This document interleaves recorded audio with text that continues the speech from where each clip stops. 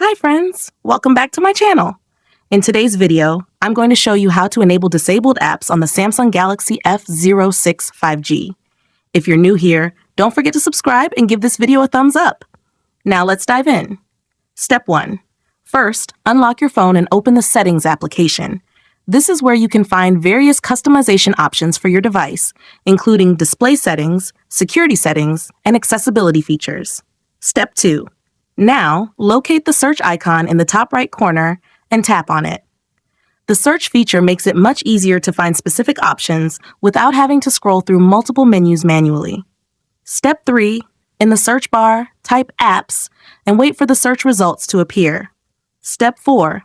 After performing the search, find the Apps option from the search results and tap on it. Step 5. Now tap on the menu icon, usually 3 vertical dots in the top right corner. Then select Disabled and tap OK. This will show a list of all the apps that are currently disabled on your phone. Step 6.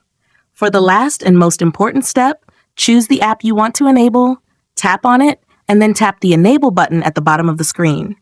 The app will be immediately restored and ready to use. If you found this tutorial helpful, don't forget to give it a thumbs up and subscribe to my channel for more great tips.